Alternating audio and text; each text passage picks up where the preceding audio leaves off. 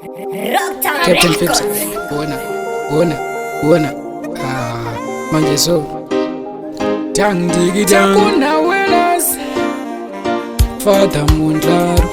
Hooligan nzene mwene waro Mr. Willaz. Left yakaoma iticha inoda chinhu one step unonge builder zvinotora mari zvisvanayuta focus nelife yekuita future tiwe wandataurira isi lecture zvimwe hazvina basa izviona picture tichaona picture kuma DND tosimbisa haso hatina nguva yekutamba kunge taso kana uri mbimbobinda kana uri venda kana uri pastor preacher life yakaoma yeticha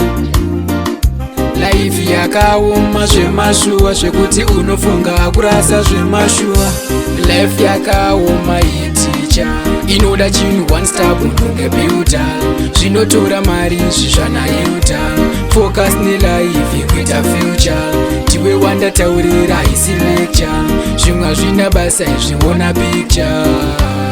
tichaona picture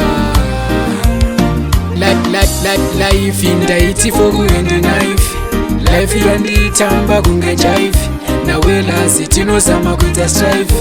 ambuya vari kuda yerevive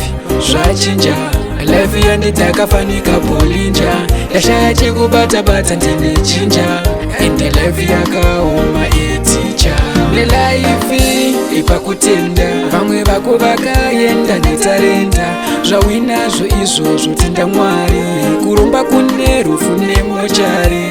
Mr. Willaz. manya shamwari yangu ndati manya ndiwe manya upinde ndiwe manya usunde wemunhu wacho life yakaoma yeticha inoda chinhu one step unonge builder zvinotora mari zvisvanayuta focus nelife yekuita future tiwe wandataurira isi lecture zvimwe hazvina basa izviona picture tichaona picture kuma DND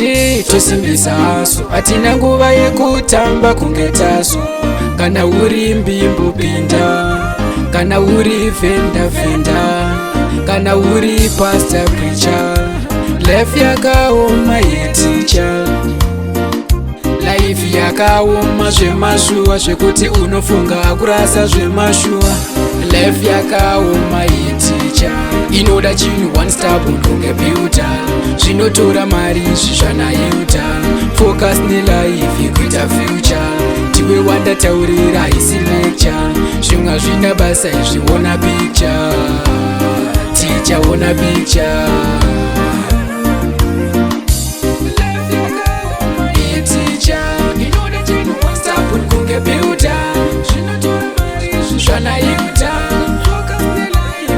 future tiwe wandataurira isi lecture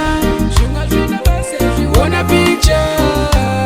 tichaona picture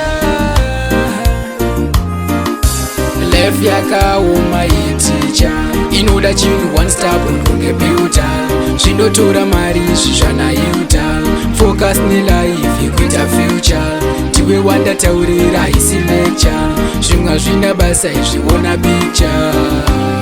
tichaona picture